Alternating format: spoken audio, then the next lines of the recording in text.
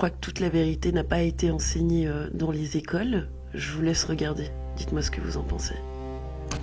Le 3 août, le maire Pétion annonce à l'Assemblée, de la part de la commune, donc nouveau gouvernement de Paris, donc de la France, qu'il veut que le duc d'Orléans prenne la place du roi. On veut remplacer Louis XVI.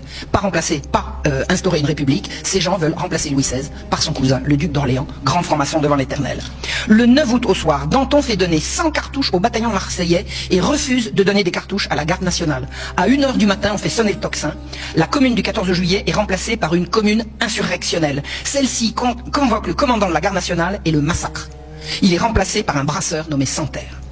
À 8h du matin, le 10 août, la famille royale se réfugie à l'Assemblée nationale. L'assaut du château est lancé, c'est un déchaînement d'atrocités indicibles. Des hommes, des femmes et même des enfants vont être massacrés, brûlés vifs, mutilés et même mangés.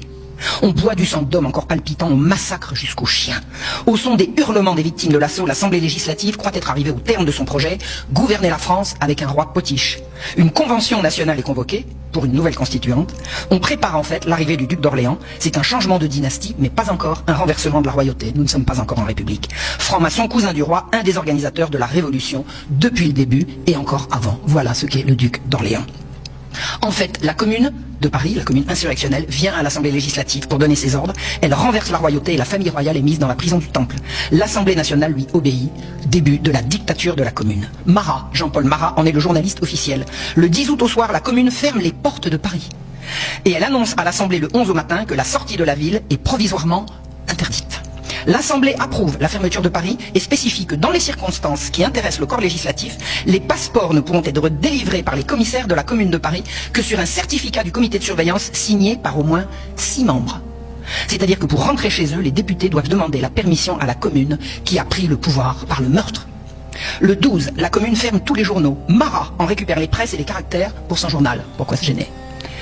Le 17 août est institué un tribunal criminel par élection des juges. C'est démocratique. On va élire les juges. Robespierre est élu. Il ne siégera pas, il fera autre chose.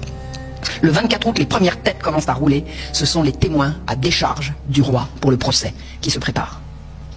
Le 29 août commence la préparation de massacres. On recrute des citoyens nécessiteux propres à porter les armes et on leur alloue un salaire. Partout où il y a beaucoup de chômage, des gens intentionnés de cette manière peuvent parfaitement organiser le chaos. On va chercher des chômeurs, on les arme et on leur donne le droit de tout faire. C'est ce qui va se passer. Et il est décrété que tous les citoyens absents de chez eux doivent y rentrer, que toutes les maisons doivent être éclairées toute la nuit et que ça se voit des fenêtres. Les visites domiciliaires sont annoncées dans chaque quartier. Toutes les voitures doivent être remisées à 10h. Le lendemain matin, le 30, les prisons parisiennes sont bondées. Le conseil général de la commune décrète, il est arrêté que les sections seront chargées d'examiner et de juger sous leur responsabilité les citoyens arrêtés cette nuit. Dimanche 2 septembre au matin, on ferme les barrières de la ville, on réquisitionne les chevaux et on fait donner le canon d'alarme.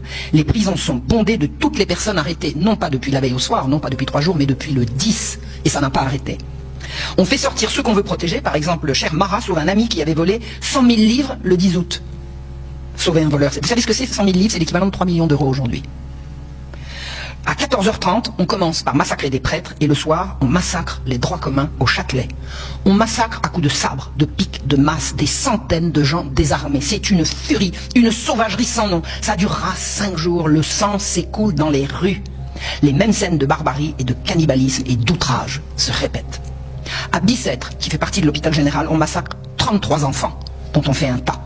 À la Salpêtrière, on libère les jeunes filles jolies, on les retrouvera à la sortie, et on viole toutes les petites filles d'un dortoir. Ensuite, on fait sortir les prisonnières une à une et on les massacre. Je n'ai pas le chiffre du massacre des prisonnières, ce sont les massacreurs qui décidaient en fonction de ce qu'ils trouvaient comme raison de les avoir enfermées. Les autorités de la Salpêtrière n'auront de cesse pendant toute la journée d'appeler la commune de Paris pour demander de l'aide. Il ne recevra aucune réponse. La commune lance un appel au meurtre généralisé dans tout le pays pour faire la même chose aux 4 coins de la France au nom du droit des peuples à se venger. On accuse les victimes, ceux qu'on vient de massacrer ou qu'on est en train de massacrer, d'avoir voulu égorger le peuple. Tous les appels à faire cesser le massacre seront vains. Il faut que la justice dite populaire se fasse. 1500 innocents vont être abominablement hachés vivants. Robespierre dira que c'est un mouvement populaire, je le cite. « Nous n'avons point failli, j'en jure, par le trône renversé et par la République qui s'élève. » Ce sont ses références.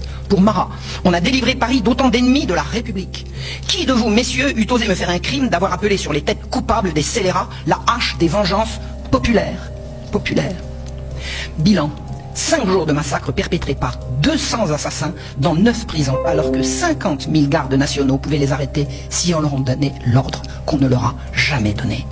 On a retrouvé les factures, les procès-verbaux des sections, les massacreurs ont tous été rémunérés et on a leur signature sur les quittances. Ainsi est née la République. On a convoqué la Convention, c'est une nouvelle assemblée constituante dont je vous ai parlé, avec un nom bien franc-maçon, un convent, une convention, ça n'existait pas dans le vocabulaire courant en France. Dès le 10 août, on l'avait convoqué. Et on a supprimé la notion, pour faire démocratique, on a supprimé la notion de citoyen actif ou passif, c'est-à-dire riche ou pauvre, précédent, et tout citoyen de 21 ans pourra voter, à la condition que il soit un homme et pas une femme, alors que dans l'ancien système, dans les communes rurales, les femmes votaient, y compris dans les corporations. Donc il faut qu'il soit un homme et qu'il ne soit ni domestique, qu'il vive de son travail, c'est-à-dire ni chômeur. Ne pourront voter que les hommes ayant du travail et n'étant pas domestiques. Mais ça n'est pas un suffrage direct, ce sont des assemblées primaires qui vont nommer des électeurs qui nommeront les députés. Or, ce vote final sera fait dans la salle des Jacobins à Paris. Le vote s'effectue à voix haute, par appel nominal et en présence du public. Voilà une élection particulièrement démocratique. Les massacres de septembre se sont déroulés entre la nomination des électeurs et la nomination des députés, c'est-à-dire en pleine terreur. L'abstention a été de 90%, alors que prétendument le mode de scrutin avait été élargi. Il y avait en tout 7 millions de votants potentiels, seuls 700 000 se sont déplacés. La population de la France était à l'époque de 28 millions de personnes.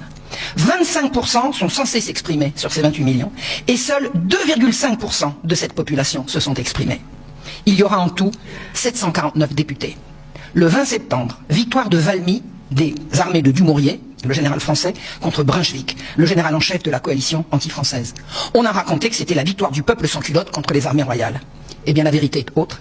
Dumouriez et Brunswick ne sont pas seulement tous les deux francs-maçons, ils appartiennent tous deux à l'ordre des frères de Saint Jean l'évangéliste d'Asie et d'Europe, qui est une secte satanique issue du sabbataïsme et du franquisme, qui prône l'ordre nouveau par le chaos, le mal pour le mal et par le mal.